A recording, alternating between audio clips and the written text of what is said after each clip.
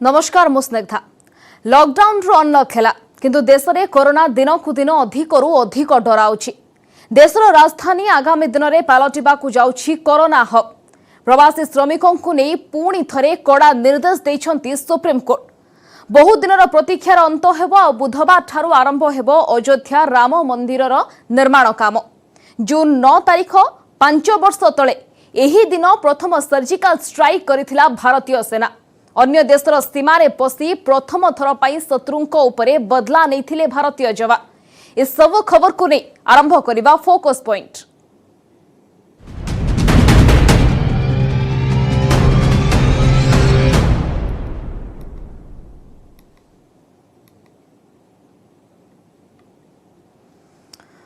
वर्तमान संपूर्ण खबर उपरे नजर पकाइबा। कोरोना जहां वर्तमान समस्तंकर चिंता बढ़ाइछि एवं जदि आमे देशर स्थिति उपरे नजर पकाइबा जहां आशंका करा जाउथला ताहा धीरे धीरे स्पष्ट हेबाकु लागिलाणी। जून मासरे प्रथम सप्ताहरु ही भारत रे कोरोना संक्रमण व्यापीबारे लागिछि। आ वर्तमान जहां आशंका करा जाउछि आसंता 2 मास मध्यरे चित्र आहुरी बिगड़ी पारे। आशंका करा जाउछि आ मात्र किछि दिन मध्यरे संक्रमण तालिका रे ब्रिटेन को मध्य पछरे पकाइबो भारत।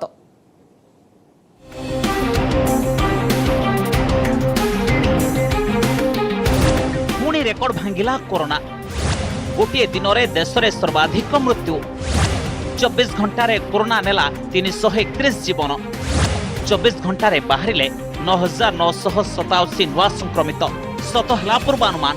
जून मासरे भारत में रेकर्ड पर रेकर्ड करुछि कोरोना। गत 24 घंटा भितर सबुठारु अधिक डराइछि कोरोना मृत्यु संख्या। एजाए गोटे दिन में सर्वाधिक 331 जनकर जीवन नहीं मारात्मक भाइरस। एथिसह देश में मोट कोरोना संक्रमितों संख्या 2,68,000 रे पहुंची। देश में कोरोनार मोट संक्रमितों संख्या 10,000 छुईबाकू लागिथिला 70 दिन समय। किंतु एबे प्रतिदिन सामना को आसुछंती 10,000 नुआ रोगी। अनुमान करा जाउछि दिन केइटा भितरे विश्व कोरोना तालिका रे ब्रिटेन को पछरे पकाई दे पारे भारत। एजाए सबुठारु चिंताजनक रहिछि महाराष्ट्र स्थिति। मोट 88,528 जन संक्रमित होइथिबा बेले गत 24 घंटा भितर बाहरी 2,553 जन नुआ रोगी। 24 घंटे 109 जनकर मृत्यु को मिसाई महाराष्ट्र में मोट मृत्यु संख्या पहुंची 3,169 रे। महाराष्ट्र पर तमिलनाडु में गत 24 घंटा भितर 1,562 जन नुआ रोगी चिन्हट होइछंती। 17 जनकर होइछि मृत्यु। सेपटे केंद्र शासित अंचल डामन रे सामना को आसीछि प्रथम संक्रमण मामला। कोरोना को नहीं सामना को आसीछि आउ एक गुरुत्वपूर्ण तथ्य।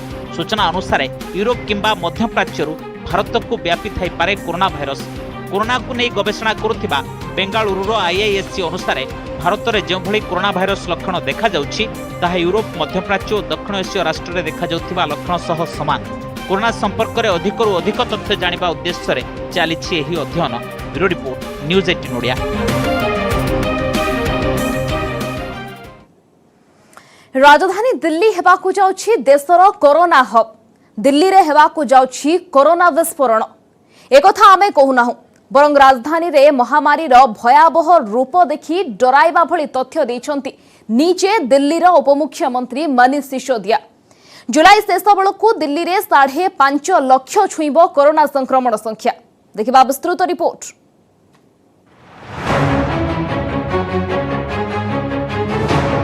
दिल्ली पालटिब देशर कोरोना हब। राजधानी रे हबो कोरोना विस्फोरण। 2 सप्ताह 56,000 टपिब संक्रमितों संख्या। जुलाई शेष सुधा 5 लाख हेबे आक्रांत।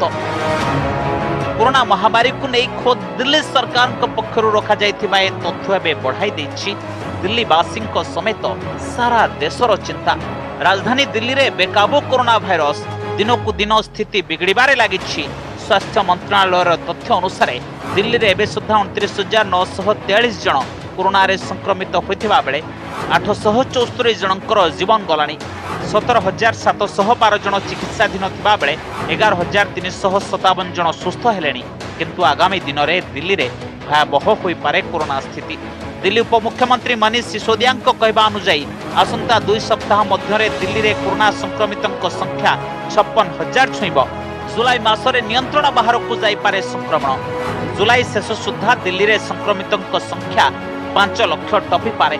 सिसोदिया कहते दिल्ली रे जो भली संक्रमण बढ़ुछि 29 जून बेलू 15,000 बेड्र आवश्यकता पड़ो आउ 31 जुलाई बेलू दरकार पड़ो डाक्तरखाना 80,000 बेड। तेबे दिल्ली रे एजाए गोष्ठी संक्रमण होइना बोली स्पष्ट करिसेंती सिसोदिया। लगभग 12-13 दिन में दिल्ली में कोरोना के केसेस डबल हो जा रहे हैं। अभी जो डेटा प्रेजेंट किया गया उसमें ये बताया गया कि 30 जून तक दिल्ली में 15,000 बेड्स की आवश्यकता होगी, 15 जुलाई तक 33,000 बेड्स की आवश्यकता होगी और 31 जुलाई तक 80,000 बेड्स की आवश्यकता होगी कोरोना के मरीजों के लिए। तो दिल्ली के अंदर अब हम टेक्निकलिटी में ना जाएं, और कल एम्स के डायरेक्टर ने खुद कहा था कि दिल्ली के कंटेनमेंट जोन्स में कम्युनिटी स्प्रेड है, परंतु क्योंकि टेक्निकल इशू है और इसके बारे में फैसला केंद्र सरकार ही कर सकती है, वही बता सकते हैं कि कम्युनिटी स्प्रेड है या नहीं। हम तो कैसे स्प्रेड है, हम तो ये कह सकते हैं भाई स्प्रेड है, दिल्ली में बढ़ रहा है, बहुत तेजी से बढ़ रहा है। दिल्ली रे कोरोनार कम्युनिटी स्प्रेड बा गोष्ठी संक्रमण को नहीं उपराज्यपाल अनिल बैजल अध्यक्षतार मंगलवार दिल्ली रे बसिला दिल्ली विपर्यय प्रशमन कर्तृपक्ष डीडीएमए बैठक। एथिरे दिल्ली डाक्तरखाना गुड़ी को देश स्तर रोगी खोलिबा मामला उठाइले उपमुख्यमंत्री मनीष सिसोदिया। मुख्यमंत्री अरविंद केजरीवाल दिल्ली सरकार अधीन डाक्तरखाना गुड़िकरे केवल दिल्लीवासी चिकित्सा आदेश देवार 24 घंटा भितर यहां बदलाई देथिले उपराज्यपाल अनिल बैजल। डिजास्टर मैनेजमेंट बैठक पर उपराज्यपाल अध्यक्षतार बसिला सर्वदलीय बैठक। एथिरे दिल्ली रे वर्तमान कोरोना स्थिति और ताकू रोकिबार उपाय उपरे करागला आलोचना। गोटेपटे दिल्ली रे बढ़ुथिबा कोरोना संक्रमण, अन्यपटे मुख्यमंत्री अरविंद केजरीवाल असुस्थता। केजरीवाल देहरे कोरोना लक्षण देखा जिबा परे तांकर कोविड टेस्ट करा जायतिला। 24 घंटा पर यार रिपोर्ट आसिला, किंतु आश्वस्तिर कथा हला एही रिपोर्ट नेगेटिव आसीछि। रविवार ज्वर हेबा सह गଳାରେ ଯନ୍ତ୍ରଣା अनुभव करबा परे केजरीवाल निजको अन्य मानक ठारू दूरे नेथिले। Bureau report news 18 Odia. परवर्ती खबर पर नजर पकाइबा। प्रवासी श्रमिकों मामला रे बड़ राय दैछंती सुप्रीम कोर्ट। 15 दिन भितर श्रमिक मानकु निज निज स्थान को पठाइबा को व्यवस्था करिबा पई राज्य सरकार मानकु निर्देश दैछंती सर्वोच्च अदालत। एथिसह 24 घंटा मध्यरे ट्रेन जोगाइबाकू केंद्र को कहा जायछि। एथिसह लॉकडाउन नियम उल्लंघन ने श्रमिकों उपरे रुजु मामला प्रत्याहार पाई मध्य कहिसंती सुप्रीम कोर्ट। प्रवासी श्रमिकों को नहीं सुप्रीम कोर्ट बड़ राय। 15 दिन भितर घर को पठाଯିबे श्रमिक, 24 घंटा भितर ट्रेन जोगांतु केंद्र सरकार। राज्य गुड़ी को काउंसेलिंग सेंटर करने को निर्देश। प्रत्याहार हेब श्रमिकों उपरे रुजु मामला। प्रवासी श्रमिकों मामला रे मंगलवार राय शुणाई सुप्रीम कोर्ट। आदेश रे अदालत कहिसंती सबु श्रमिकों रेजिस्ट्रेशन करा जाऊ एवं 15 दिन भितर श्रमिकों को सेमानक घर को पठा जाऊ। कोर्ट कहिले ट्रेन मगाजिबार 24 घंटा भितर केंद्र सरकार अतिरिक्त ट्रेन जोगाई दियंतु। राज्य सरकार मानकु सुप्रीम कोर्ट कहिसंती जे प्रवासी श्रमिकों पई काउंसेलिंग सेंटर करा जाऊ, गांव ब्लॉक स्तर रे सेमानक बाबद रे तथ्य संग्रह करा जाऊ, श्रमिकों दक्षतार आकलन करा जाऊ, जहा फल रे सेमानकु नियुक्ति देबारे सहायक हेबो।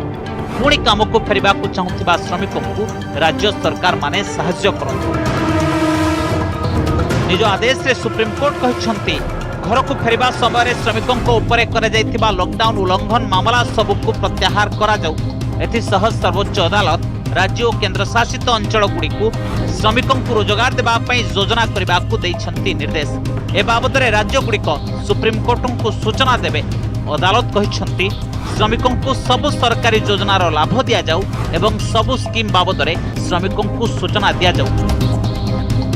आपण को कहि रखुछु प्रवासी श्रमिकों प्रसंग रे सुप्रीम कोर्ट निज आडू मामला को विचार लगी नैथिले। ए मामला रे जून 5 तारिख रे होइथिबा सुनानी समय सुप्रीम कोर्ट राज्य मानन को कहिथिले प्रवासी श्रमिकों को घरे पहुंचाइबा पई 15 दिनर समय दिया जिवो। सेमानन को केमिति रोजगार और थैथान करिवे से नै जणाइबे सब राज्य सरकार।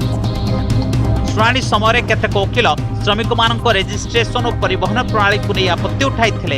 एहाकु ठीक करबा को निर्देश दैथिले सुप्रीम कोर्ट। अधिकांश राज्य रखिथिबा तथ्य अनुसार मोटामोटी अधिकांश प्रवासी श्रमिकों फेरिबा प्रक्रिया शेष होइछि। तथापि जो केतक श्रमिकों फेरिबा बाकी अछि से सबको विशेष भाव में ध्यान देबाकू निर्देश देथिले Supreme Court. Bureau report news 18 Odia. बुधवार आरंभ हेबो बहु प्रतीक्षित अयोध्या राम मंदिर निर्माण काम। मंदिर शिलान्यास करने प्रस्तुति आरंभ हो सारी। प्रधानमंत्री नरेंद्र मोदी द्वारा शिलान्यास कराइबा को प्रस्तुति करिछि श्रीराम जन्मभूमि तीर्थक्षेत्र ट्रस्ट। बहु वर्षर प्रतीक्षार हेबंत अयोध्या आरंभ हेब राम मंदिर निर्माण काम। बुधवार स्वतंत्र पूजा सह कामर हेब शुभारंभ। प्रधानमंत्री द्वारा शिलान्यास कराइबा को प्रस्तुति। कोरोना संकट भितर अयोध्या आरंभ हेबाकु जाउछि बहु प्रतीक्षित राम मंदिर निर्माण काम। एथिलागी शेष होइछि सबु प्रस्तुति। बुधवार ठारू आरंभ हेब निर्माण कार्य। यह पूर्वरु विशेष धार्मिक अनुष्ठान आयोजन करा जाइछि। एथिसह मंदिरर शिलान्यास पई आरंभ हो जाइछि प्रस्तुति। राम जन्मभूमि तीर्थक्षेत्र ट्रस्टर प्रथम ट्रस्टी के पराशरण दिल्ली स्थित बासभवन रे मंगलवार बसिथिला श्रीराम जन्मभूमि तीर्थक्षेत्र ट्रस्टी मानकर बैठक।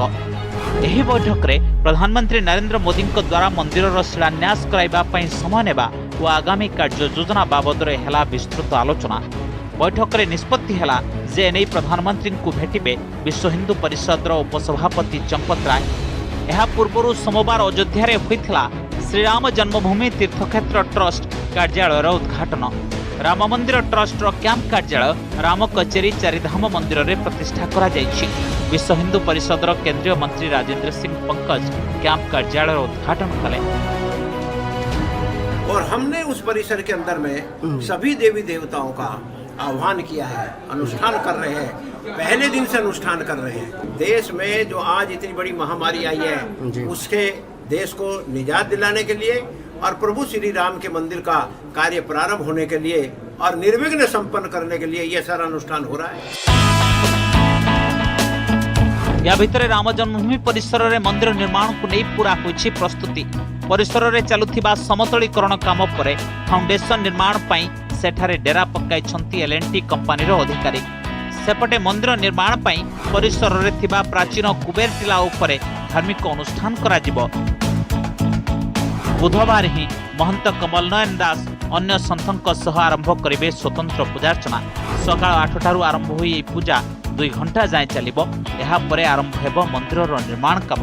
कुहाଯାଉଛି बुधवार ही मंदिर निर्माणर शिलान्यास करा जिवो, जेउथिपाई प्रधानमंत्री नरेंद्र मोदी को निमंत्रित करा जिवो।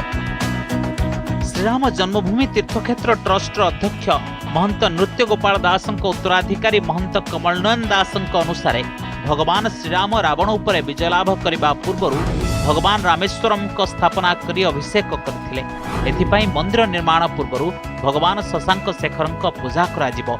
कार्य आरंभ पूर्व रुद्राभिषेक करा जिवो। 2022 सुधा राम मंदिर निर्माण शेष हो जिवो बोली आशा रखिछंती एहा सह जड़ित संत समाज। 2022 रे राम नवमी और राम जन्मोत्सव मंदिर रे ही पालन करा जिबाकु लक्ष्य रखा जाइछि। Bureau report news 18 Odia. 2015 मसीहा जून 9 तारिख एही दिन भारतीय सामरिक इतिहास रे जोड़ीथिला एक नुआ अध्याय। प्रथम थर पाई अन्य देशर सीमारे पसी ऑपरेशन करिथिला भारतीय सेना।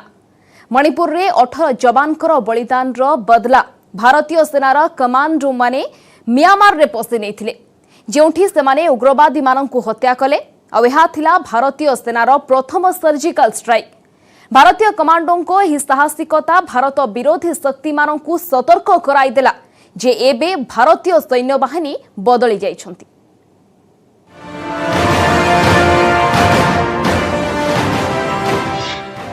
भारतीय सामरिक इतिहास रे प्रथम अन्य देश सीमारे पसी सेनार आक्रमण। म्यांमार रे भारतीय सेनार ऑपरेशन। भारतर प्रथम सर्जिकल स्ट्राइक। 18 जवान का मृत्युर बदला नेला भारतीय सेना। 2015 जून 9 तारिख भोर समय म्यांमार रे स्पेशल ऑपरेशन कला भारतीय सेना। भारतीय रणयोद्धा माने म्यांमार रे पसी जणे जणे उग्रवादी को खोजी खोजी मारिले। एमिति प्रथम थर हला अन्य कोनोसी देश रे पसी भारतीय सेना शत्रु को ऊपर प्रतिशोध नेला। हिसाब बराबर कला किंतु यह सहज नथिला केमिति भारत सरकार गोइंदा एजेंसी और सेना एक कष्टसाध्य निष्पत्ति नेले 2015 जून 4 तारिख में मणिपुर रे गोरखा रेजिमेंटर 18 जन जवान को जेतेबेले उग्रवादी माने अम्बुश करी हत्या कले सेतेबेले अलर्ट होई गला नुआ दिल्ली। सही दिन संध्यारे दिल्ली रे एक हाई लेवल मीटिंग हला। एथिरे तत्कालीन गृहमंत्री राजनाथ सिंह, प्रतिरक्षा मंत्री मनोहर पारिकर, गृह राज्य मंत्री किरण रिजिजू, गृह सचिव अनिल गोस्वामी, राष्ट्रीय सुरक्षा परामर्शदाता अजित डोभाल, इंटेलिजेंस ब्यूरो निर्देशक army chief general Dalbir Singh Suhag सामिल थिले। जून 5 तारिख रे स्थितिर समीक्षा करबा पई आर्मी चीफ जनरल सुहाग और अजित डोभाल मणिपुर रे पहुंचिले। सैटेलाइट और गोइंदा एजेंसी ठारू मिलिथिबा सूचना आधार रे स्थिर करागला जे जून 8 तारिख रे म्यांमार रे पसी उग्रवादी जंगली ठिकाना रे कराजिबो आक्रमण। किंतु प्रधानमंत्री मोदी ग्रीन सिग्नल पाइबा पई गोटे दिन अपेक्षा करागला कारण से बांग्लादेश गस्तरे थिले। राजनैतिक मंजूरी मिलवा परे 9 तारिख सकाळ 3टारे साहसी जवान माने करिदेले आक्रमण। एथिपाई सेनार 2टी टीम गठन करा जायथिला। कमांडो मानकु एयरफोर्स रो स्वतंत्र हेलिकॉप्टर माध्यम रे भारत म्यांमार सीमा को लागिथिबा उग्रवादी कैंप जाए पहुंचा गला। सेनार साहसी जवान माने अंतरराष्ट्रीय सीमार प्राय 5 किलोमीटर भितरे म्यांमार रे पसिले और ड्रोन सहाय्य शत्रु को निपात कले। 2टी भिन्न भिन्न टीम एही ऑपरेशन को प्राय 45 मिनिट रे सफल कले। इंडियन आर्मी रो एही ऑपरेशन परे पड़ोसी देश पाकिस्तान रे खेलीगला होइचई कारण ता परर टार्गेट थिला पाकिस्तान और ता द्वारा पोसा जाउथिबा आतंकवादी। Bureau report news 18 Odia. आसामर ऑयल फील्ड रे पुणी भयंकर विस्फोरण। निआर एमिति दृश्य सामना को आसिछि जहाकु देखि चिंता बढ़िबा स्वाभाविक। गत 13 दिन हला स्थिति सुधुर नथिबा बेले पाखरे थिबा ग्रामवासी मध्यरे बढ़ुछि असंतोष। सेबडे लोकों को धैर्य रखिबाकु निवेदन करिसंती मुख्यमंत्री सर्बानंद सोनोवाल। एपरिकी निया को आयत्त करने एयरफोर्स रो साहाय्य नेबाकु चलिछि प्रयास। भलकरी देखंतु ए दृश्य केमिति हु हु होई निया जळुथिबा बेले आकाश को उठुछि कला धुआं। आखि को कोनोसी जंगल नियार भ्रम सृष्टि करुथिबा ए दृश्य हेउछि आसाम रो बाघाजन ऑयल फील्ड रो जोंठी मंगलवार होइछि द्वितीय भयंकर विस्फोरण। मे 27 तारिख रे एठारे प्रथमे व्यापी थिला निया जाहाकु देखि आखपाख अंचलर लोकों को करा जायथिला स्थानांतर। 13 दिन हला एहा आयत्त होई नथिबा बेले मंगलवार होइछि आउ एक भयंकर विस्फोरण जाहाकु नै एबे पाखरे थिबा बाघजन ग्रामवासी चिंतारे। While the clearing operations were on at the well site, the well caught fire. There is no casualty reported except a minor injury to a fireman from ONGCL. Fire tenders are at the site controlling the spread of fire. All officials of OIL and ONGC are being evacuated from nearby areas. Once the situation is normal, the experts from LR and the staff of OIL and ONGC will move to the site. Assam राजधानी गुवाहाटी ठारू प्राय 400 kilometre दूर रे रहिछि तिनिसुकिया जिल्लार बाघजन गाँ। निया लागिथिबा oil field ठारू जहार दूरता मात्र 1 किलोमीटर भयंकर नियार प्रभाव सीधासलख पड़िछि गाँ उपरे। 13 दिन हला स्थिति सुधुर नथिबा बेले आखपाखरे रहुथिबा प्राय 600 परिवारक भितरे बढ़ुछि असंतोष। सेपटे ग्रामवासी को धैर्य रखिबाकु निवेदन करिसंती मुख्यमंत्री सर्बानंद सोनोवाल। न्यायत्त करबाकु एयरफोर्स रो सहाय्य नेबा पई प्रतिरक्षा मंत्री राजनाथ सिंह सह कथा होइछंती मुख्यमंत्री। जितु स्थान विस्फोरण होइছে সেই সৌ দিকে যাতে স্থানীয় ৰাইজক সম্পূৰ্ণৰূপে নিশ্চিত কৰিব পাৰে তাৰ বাবে জিলা প্ৰশাসন, পুলিচ, মিলিটাৰী, পাৰামিলিটাৰী ফোৰ্চেছ আৰু NDRF সকলো তাত উপস্থিত হৈছিল। सोमवार सिंगापुर एक इंजीनियरिंग टीम घटनास्थल में पहुंची स्थितिर अनुध्यान करथिले। एभली संकटर किभली मुकाबला करिहेबो सेने ऑयल इंडिया लिमिटेड एवं ONGC सह होछि आलोचना। Bureau report news 18 Odia. उपांत जिले में एभली एक घटना घटी जहाकू मासे हेला चपाई दिया जायछि। एभली जघन्य और लज्जाजनक घटना जहाँ पुलिस तदंत तरीका और पारियापणिया उपरे उठाई प्रश्न। मालकानगिरी जिला पुलिस कार्यालय कैंटीन रे कार्यरत जड़े महिला दुष्कर्म पर शारीरिक निर्यातना दियाजिबारु तांकर मृत्यु घटी। इस सांघातिक घटना को मासे बीती जाइथिले मध्य अपराधी को गिरफ करिनी पुलिस। बरं घटना चपाई देबाको मृत महिलांकर स्वामींक उपरे पका जाइछि चाप।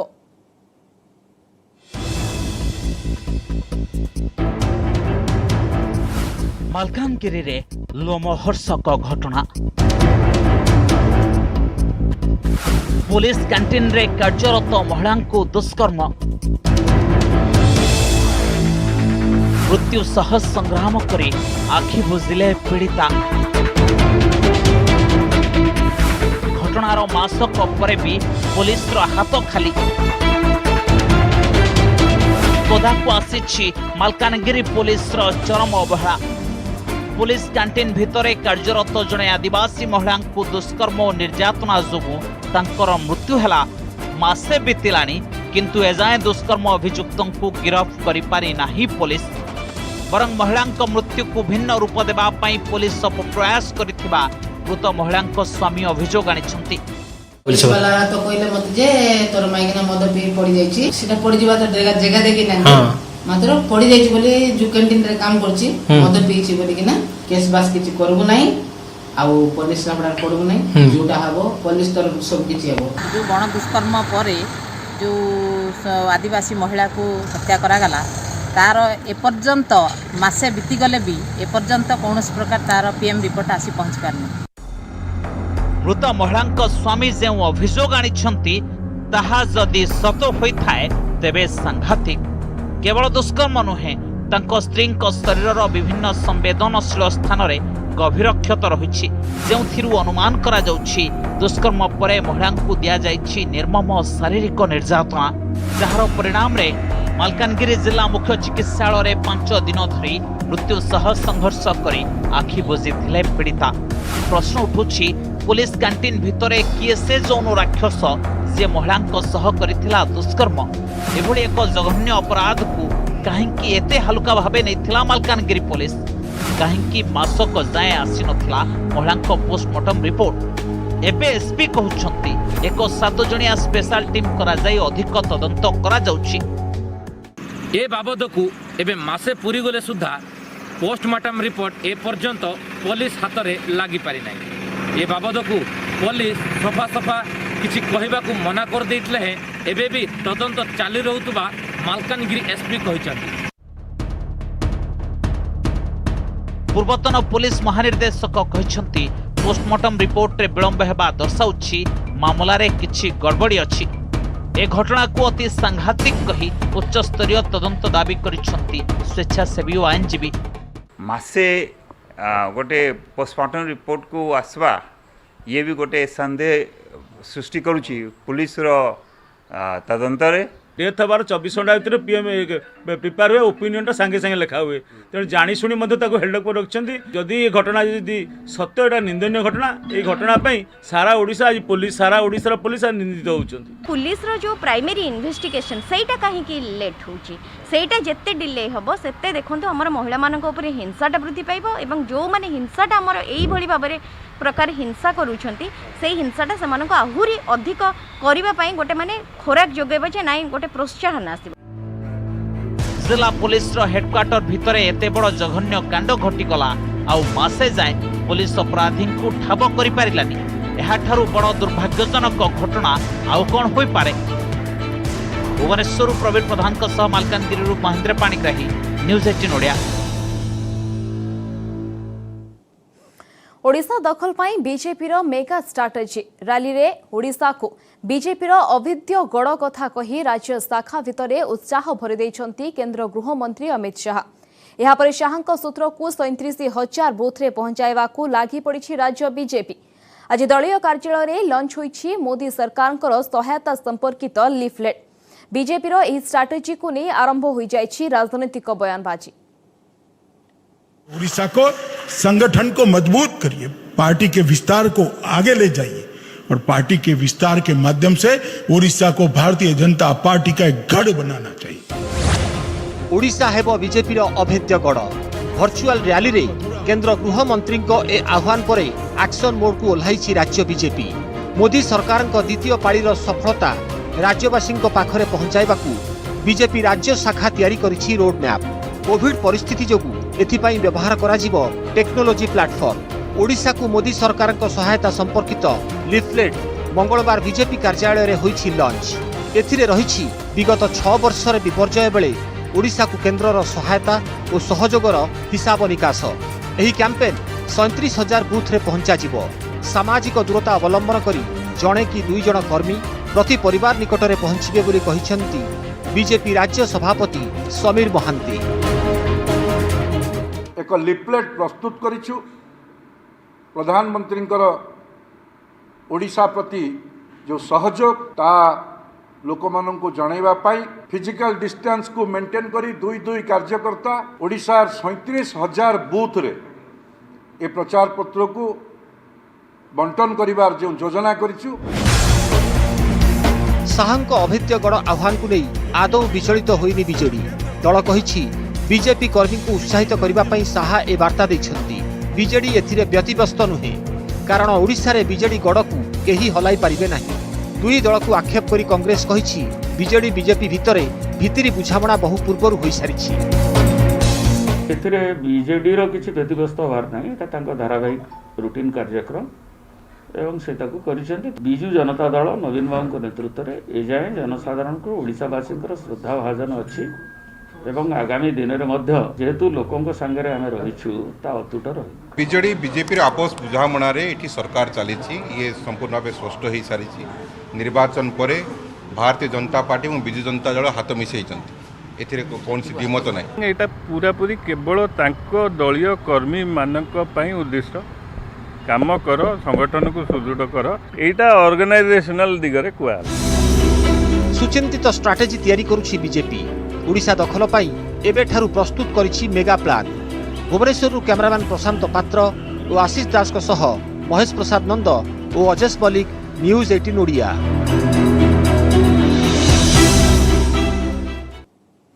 समस्त फोकस पॉइंट को रखिबा। नमस्कार।